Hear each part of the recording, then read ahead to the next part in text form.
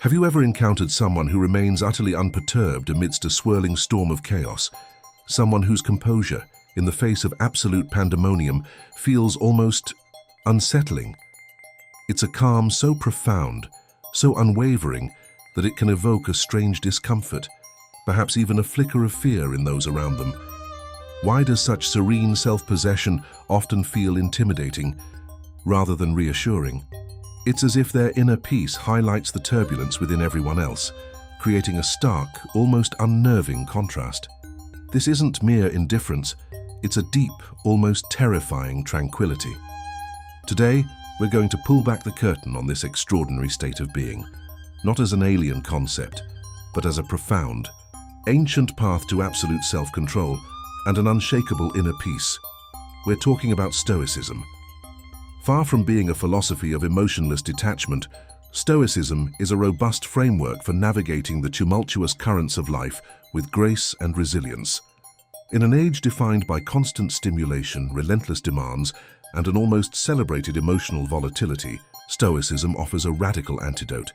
It's a philosophy that, when truly embraced, cultivates a level of calm that appears almost superhuman, a quiet strength that can indeed feel terrifying to those who operate from a place of perpetual emotional reactivity.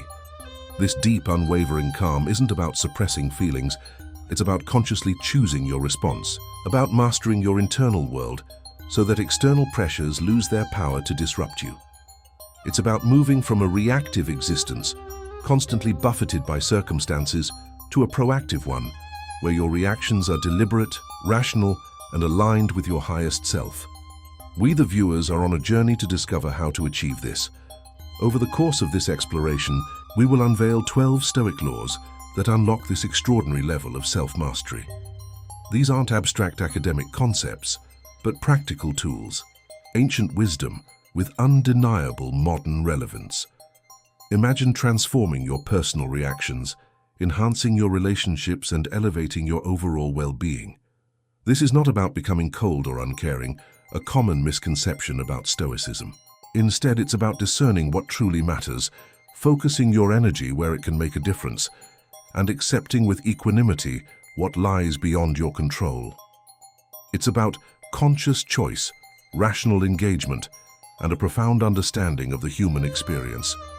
Our guides on this journey will be the titans of Stoic thought: Epictetus, the former slave who taught the essence of freedom; Seneca, the statesman and philosopher who navigated power and exile with dignity; and Marcus Aurelius, the philosopher-emperor whose private meditations continue to inspire millions. They built an inner fortress, an inner citadel, capable of weathering any storm, and they left us the blueprints. I invite you now to delve into practices that cultivate this unshakable inner fortress. Think for a moment. Can you recall a recent situation where you felt overwhelmed, where your emotions dictated your actions, leaving you feeling powerless? Stoicism offers a different path, a way to reclaim your power by redirecting your desire for control. We often crave control over external circumstances, over other people, over the very fabric of reality. But Stoicism teaches us that true control lies not in manipulating the world, but in mastering our own responses to it. This is the allure, the quiet power that Stoicism promises. Before we continue, subscribe to the channel and tell us in the comments where you are watching from. We're about to dive deeper, to peel back the layers of this profound philosophy, dispelling myths and revealing its true transformative principles. To truly appreciate the depth of this calm, we must journey back in time to the bustling agora of ancient Greece and the grandeur of imperial Rome. It was in these crucible moments of human history, marked by political upheaval, social strife, and personal uncertainty, that Stoicism truly flourished. Born from a profound human need for resilience, for a way to find peace amidst chaos, this philosophy offered not escapism, but a robust framework for living a life of meaning and purpose, regardless of external circumstances. It was a philosophy for slaves and emperors alike, for Epictetus enduring hardship, and Marcus Aurelius bearing the weight of an empire. At the very heart of Stoic thought lies the revolutionary concept of the dichotomy of control. This is the foundational principle, a mental compass that guides every Stoic action. It teaches us to rigorously distinguish between what is truly within our control and what is not. Our thoughts, our judgments, our actions, our virtues, these are unequivocally ours to command. But external events, the opinions of others, the weather, the past, the future, these lie entirely outside our sphere of influence. The Stoics understood that much of our anxiety and suffering stems from mistakenly trying to control the uncontrollable. By focusing our energy solely on what we can influence, we reclaim an immense amount of mental and emotional freedom. This brings us directly to the power of perception. As Epictetus famously taught, it is not things that disturb us, but our interpretation of their significance. A difficult situation itself is neutral. It is our judgment, our story about that situation, that imbues it with negativity or positivity. A traffic jam isn't inherently frustrating. It's our interpretation of it as an impediment to our schedule that causes the frustration. By understanding that our emotional response is a direct result of our perception, we gain the incredible power to reframe, to choose how we see the world, and thus how we feel about it. For the Stoics, the highest good wasn't pleasure or wealth, but virtue. Living in accordance with wisdom, justice, courage and temperance was the ultimate path to eudaimonia, a state of human flourishing and well-being. These aren't just abstract ideals, they are practical guides for daily living, informing every decision and interaction. When we act virtuously, we are aligning ourselves with our rational nature, and this alignment brings a deep sense of inner peace and purpose. One of the most profound and perhaps challenging Stoic practices is amor fati, the love of fate. This is not passive resignation, but an active, even joyful, affirmation of everything that happens. It means embracing every event, good or bad, as an integral part of the cosmic order, an opportunity for growth, a unique ingredient in the tapestry of our lives. When we truly love our fate, we cease to fight against reality and instead flow with it, finding strength and wisdom in every turn. Complementing amor fati is premeditatio malorum, the premeditation of evils. This involves mentally preparing for potential adversities. By contemplating setbacks, losses, and challenges in advance, we dilute their emotional impact when they actually occur. It's not about dwelling on negativity, but about inoculating ourselves against shock, building mental resilience, and realizing that we can cope with whatever life throws our way. Then there is memento mori, the powerful reminder of mortality. Far from being morbid, this practice cultivates profound gratitude for the present moment and sharpens our focus on what truly matters. Knowing that our time is finite urges us to live more fully, to pursue virtue and to cherish our relationships rather than getting caught up in trivialities. It's a call to action, a reminder to make the most of the precious gift of life. These practices, when woven together, contribute to building what the Stoics called the inner citadel. This is an invulnerable inner self, a fortress of reason and virtue that cannot be breached by external circumstances, no matter how dire. It's the ultimate sanctuary, a place of unshakable calm and clarity that we can retreat to at any time. Central to constructing this citadel is the role of reason. Stoicism is fundamentally a rational philosophy. It teaches us to use our logical faculties to scrutinize our impressions, to challenge our assumptions, and to guide our choices, thereby overriding impulsive emotions and making deliberate, conscious decisions. This isn't about suppressing emotions, but about preventing them from taking the reins of our judgment. Living in accordance with nature is another cornerstone. For the Stoics, this meant understanding and aligning oneself with the cosmic order, accepting the natural flow of life and death, growth and decay, and recognizing our place within the grand scheme of the universe. It's a sense of belonging, of being part of something larger than ourselves, which brings a deep sense of peace. The discipline of assent teaches us to withhold judgment. We are constantly bombarded with impressions and thoughts. The Stoic practice is to pause, to evaluate these impressions critically, and only give our assent, our agreement or belief, to those that are clear, objective, and rational. This prevents us from being swept away by rash emotional reactions or faulty conclusions. The practical application of these principles in antiquity is vividly illustrated by figures like Epictetus, a former slave who found profound freedom in his mind despite his physical bondage, and Marcus Aurelius, an emperor who, despite immense power and responsibility, constantly sought inner tranquility and wisdom through Stoic practice. Their lives, vastly different yet equally guided by Stoic principles, serve as powerful testaments to the enduring wisdom of this philosophy. Now, armed with this profound understanding of Stoic foundations, we arrive at the 12 practical laws that, when integrated into your daily life, forge that unshakable inner calm. These aren't abstract theories, but actionable principles designed to empower you, the viewer, to master your internal world, transforming your relationship with emotional reactivity and external circumstances. Law 1.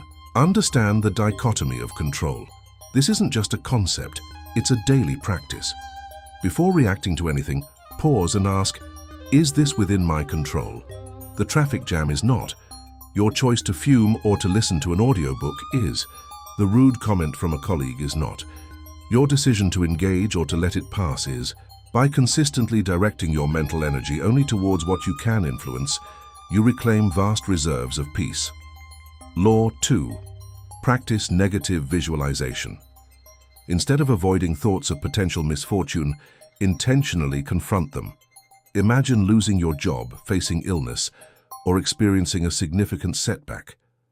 By mentally rehearsing these worst-case scenarios, you diminish their power to shock and paralyze you should they occur. This isn't pessimism, it's a mental inoculation, building resilience against life's inevitable blows. Law 3. Embrace amor fati. Actively love everything that happens. This goes beyond mere acceptance. It's about seeing every event, every challenge, every perceived failure as an indispensable ingredient in your unique journey. It means saying yes to life, precisely as it unfolds, understanding that each moment offers an opportunity for growth, a chance to practice virtue. Law 4. Cultivate indifference to externals. Recognize that true good and bad reside only in your judgments, not in external events like wealth, reputation, health, or even death. These are preferred indifference, not essential for your flourishing. Your inner character, your virtue, is the only true good. This profound realization liberates you from the endless pursuit of external validation or possessions. Law 5. Practice self-discipline and moderation. Control your desires and impulses rather than allowing them to control you. The Stoics understood that unchecked desires lead to a life of perpetual dissatisfaction and slavery to external stimuli. By moderating your appetites for pleasure, comfort, and material gain, you maintain your inner freedom and sovereignty. Law 6. Live according to virtue. Make wisdom, justice, courage, and temperance your guiding principles in all actions. These are the compass points for a flourishing life. When every decision is aligned with these virtues, you act with integrity, purpose, and a clear conscience, creating an unshakable foundation for inner peace. Law 7. Reflect on mortality. Regularly contemplate the brevity and fragility of life. This isn't meant to induce dread, but to ignite a profound appreciation for the present and to clarify your priorities. Knowing your time is limited compels you to live more fully, to focus on what truly matters, and to shed trivial concerns. Law 8. Control your impressions. Do not immediately accept every thought or emotion that enters your mind. Pause. Evaluate. Is this impression accurate, rational, and helpful? Or is it a distorted judgment fueled by fear or desire? By actively questioning your initial reactions, you prevent impulsive behaviors and emotional hijackings. Law 9. Seneca's retreat into yourself. Cultivate an inner sanctuary, a place of peace and solitude within your mind, independent of external distractions or circumstances. This mental retreat allows you to detach from the clamor of the world, find clarity, and reconnect with your rational self whenever needed. Law 10. Practice gratitude. Consciously appreciate what you have rather than lamenting what you lack. This simple yet powerful practice shifts your focus from scarcity to abundance, fostering contentment and joy. It grounds you in the present and reminds you of the blessings already surrounding you. Law 11. Embrace discomfort. Periodically step outside your comfort zone.